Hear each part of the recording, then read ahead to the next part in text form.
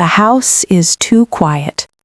Rain taps against the windows, soft at first, then sharper, like it's trying to say what no one else will. A glass trembles in someone's hand, water drips from the edge, slides across her fingers, and drops into the sink below. You only love me when you're paying. The words slice through the silence. For a heartbeat, even the rain seems to stop. The glass slips, shattering in the sink, scattering pieces that glitter under the kitchen light. She stands still, staring at the fragments. One catches her reflection, a face she barely recognizes. The weight of years of sacrifice presses down, invisible but heavy enough to hurt. The door slams somewhere behind her. Footsteps fade. Outside, thunder murmurs through the night. Inside, she breathes once, long and hollow. Her hand closes slowly, knuckles pale. A quiet strength building in the space where love used to live. She wipes her tears with the back of her wrist, lifts her chin, and whispers to the empty room, "All right then, let's see what free really feels like." Lightning flashes, fade to black. Morning slips softly through the blinds, washing the small kitchen in gold. A coffee mug rests beside a phone, propped against a stack of books, her makeshift tripod. The tiny red light blinks. She exhales, smoothing her hair, forcing the corners of her mouth into something like a smile. The world behind the lens feels safer than the one outside. "Hi," she begins, voice quiet but steady. "I'm Claire Thompson. I live in a small suburb right outside Chicago, and this is the hardest video I've ever made." She glances away for a moment, collecting herself, then looks back into the lens. "Before I start, please hit like and subscribe. It means more than you think. It lets stories like mine find people who might need them." Her eyes soften. She leans forward a little. "And tell me where you're watching from. I've seen messages from Texas, Ohio, Florida, even Maine. It helps me feel less alone." She pauses, wrapping both hands around the warm mug. A faint tremor runs through her fingers. "Last night, my daughter, her name's Emma, said something I'll never forget. She looked at me and said, 'You only love me when you're paying.' And I don't think she meant to break me, but she did." Her voice falters. She swallows hard. "So today, I need to tell you what happened next. Because maybe, somewhere out there, another mom is hearing the same words and doesn't know what to do." She takes a breath, the camera light reflecting in her tear-rimmed eyes. "This is how I stopped buying love and started teaching what love really means." She presses a trembling finger to the record button. Fade to white. Sunlight filters through thin white curtains, painting long lines across the breakfast table. The hum of the refrigerator mixes with the faint rhythm of a pop song coming from a phone speaker. Claire Thompson stands at the counter, cutting strawberries, her wedding ring glinting under the morning light. The smell of pancakes fills the air, a quiet habit she's kept even when no one eats them anymore. Footsteps. Emma, 17, drifts into the kitchen wearing a loose hoodie, hair perfectly undone in that careless teenage way. Earbuds in, latte cup in one hand, scrolling endlessly with the other. "Morning," Claire offers gently. No reply, just the buzz of music and the sound of a straw tapping against the lid. A moment passes before Emma speaks, eyes still on her phone. "Mom, I need $100 for the senior trip deposit, today." Claire wipes her hands on a towel, careful with her tone. "Didn't you already?" Emma exhales, impatient. "You always make it hard. It's like, the only time you're nice is when you're paying for stuff. The words land soft but deep, familiar now, like a bruise touched too many times. Claire nods slowly, forcing a calm smile. "All right," she says. "I'll figure it out." Emma grabs her keys, slings her bag over her shoulder, and leaves without another word. The door clicks shut. Claire stands there, surrounded by morning light that suddenly feels too cooled.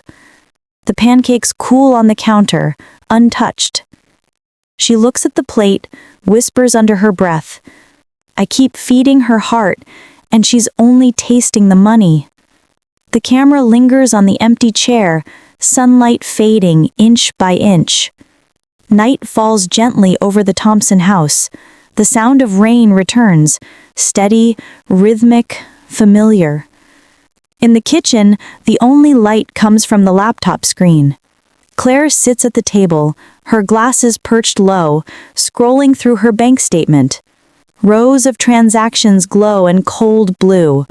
Makeup boutique, concert tickets, ride share, subscription fees. She scrolls slower now. Each line is a small memory she never lived. The kettle whistles softly behind her. She doesn't move to stop it. Her thumb hovers over the screen where it says, "Freeze card." A faint reflection of her face flickers on the glass. Eyes tired, jaw set.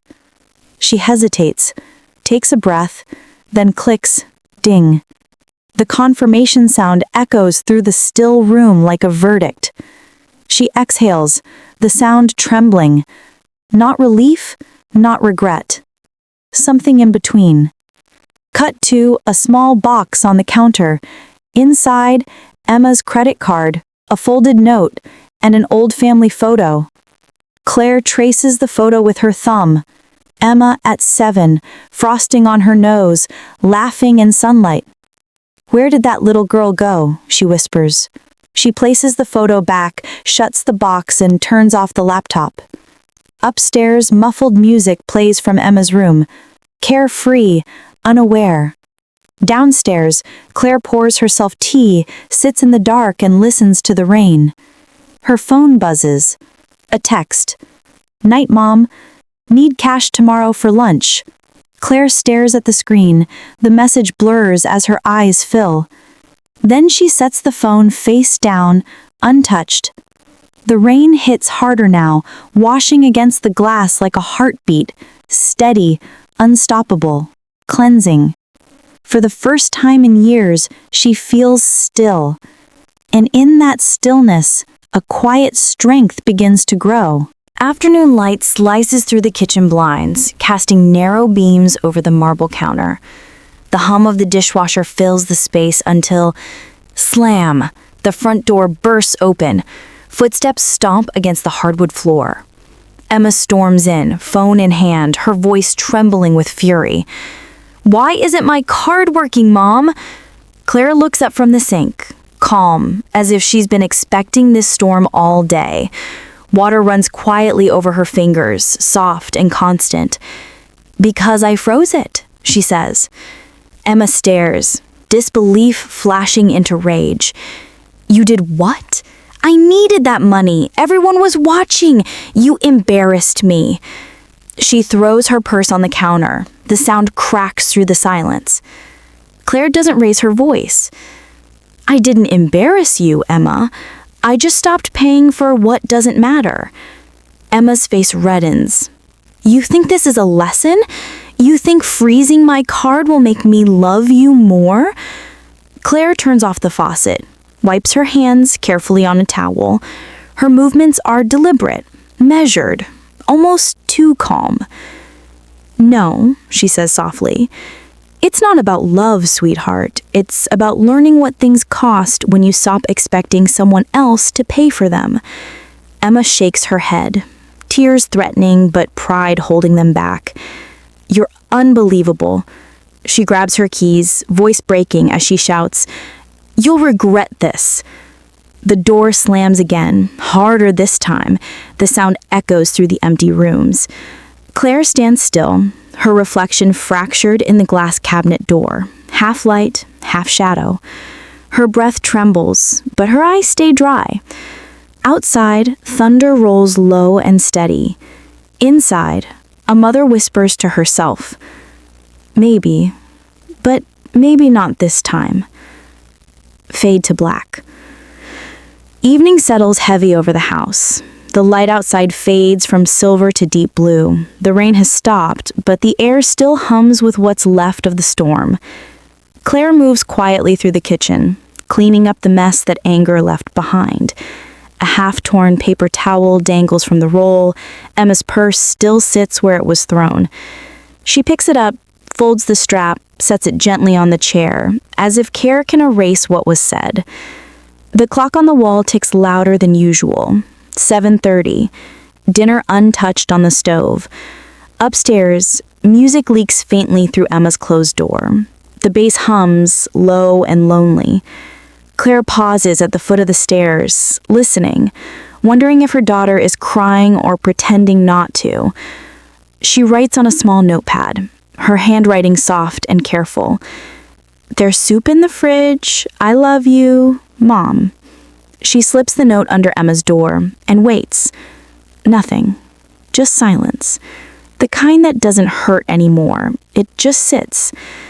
Later, Claire lies in bed, eyes open, the shadows on the ceiling shifting with the streetlights. Her phone lights up. A new message from Emma. "Night. Don't wait up." No emoji, no warmth, but at least it's something. Claire smiles weakly, places the phone on her chest, whispering into the dark, "Good night, sweetheart." The rain starts again outside, gentle this time. In the quiet rhythm of it, she finally exhales. Not in defeat, but in the fragile peace of a mother who knows that sometimes love means stepping back and letting silence do the teaching. Fade to black. The next morning dawns quiet and pale. A thin mist hangs over the street, softening the edges of the world. The kind of morning that feels like the earth itself is holding its breath. Claire stands at the window, coffee in hand, robe tied loosely around her waist. The cup warms her palms, but not her heart. Outside, she spots Emma at the end of the driveway, hood up, backpack slung carelessly over one shoulder, waiting for the bus. No Uber this time, no carpool, just her, alone in the drizzle. Claire watches as Emma scrolls her phone, then slips it into her pocket. The screen must have died again. She looks restless, uncertain, a little smaller than usual. For a moment, she reaches for the door handle, instinct tugging her forward. She wants to drive her, to fix it, to make it easy again. But she stops herself. Her fingers hover over the doorknob, then fall away. She sips her coffee instead, eyes soft with both love and ache. She needs to feel the rain. That's how she'll learn to stand in it. The bus arrives. Emma climbs aboard without looking back. The doors close. Claire stays at the window long after it's gone, watching the empty street. A faint smile touches her lips. Not of victory, but of understanding. Because maybe, just maybe, that quiet morning wasn't punishment. It was the beginning of her daughter's strength. The kettle whistles softly behind her, and for the first time in days, the sound doesn't sting. She sets her coffee down, exhales slowly, and lets herself hope. Fade to morning light. Rain returns the next afternoon, soft and steady. Claire sits by the window with a cup of tea, watching droplets race down the glass. The house feels different, quieter, lighter somehow. The kind of quiet that comes after the hardest part of the storm. From the driveway, the faint sound of footsteps breaks the stillness. The door creaks open. Emma steps inside, drenched, a folded piece of paper clutched in her hand. Her hair clings to her face, eyes red, not from the rain, but from tears she's been holding back. She hesitates at the kitchen doorway. Claire doesn't move toward her. She only looks up, soft but cautious. "I got a job," Emma says, voice small, "at Bean and Brew Cafe. I start tomorrow." For a moment, neither speaks. The rain fills the silence between them. Then Emma steps closer, placing the paper on the counter.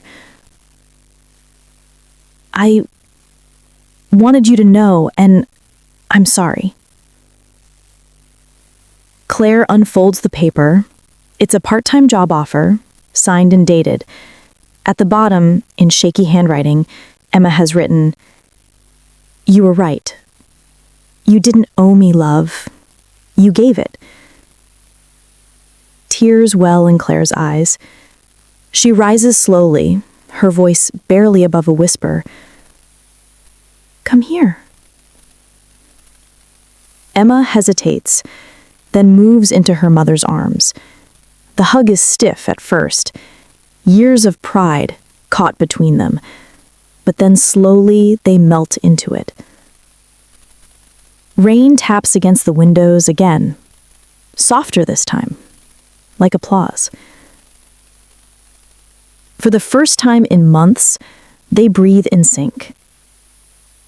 "I'm proud of you," Claire whispers. Emma smiles through tears. "I just wanted to earn it this time." Fade to warm light. The days begin to stretch slower, calmer. Morning light spills through the curtains, warm and forgiving. The chaos has thinned into peace, the kind that only grows after hearts have been cracked open and rebuilt. Claire hums softly in the kitchen, chopping vegetables for dinner. The air smells like garlic and rosemary.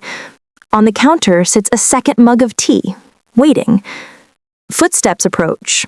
Emma enters, hair pulled into a messy bun, wearing her cafe apron still dusted with flour. She looks tired but proud. "Long shift?" Claire asks with a soft smile. "Yeah." Emma sighs, dropping her bag. "But I kinda liked it. The tips weren't bad either." She reaches into her hoodie pocket and pulls out a folded bill, placing it on the counter beside the groceries. "For dinner," she says quietly. Claire freezes for a second, eyes flicking from the money to her daughter's face. Then she smiles. Not the polite kind, but one that starts in her chest. "Keep it.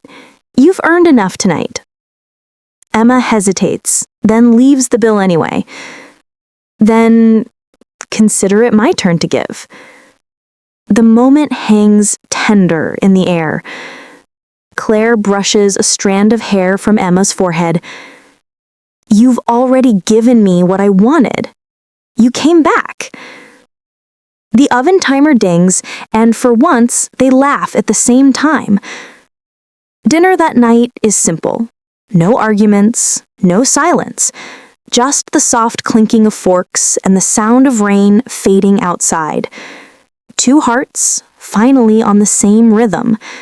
The camera lingers on their joined laughter, the kitchen glowing gold.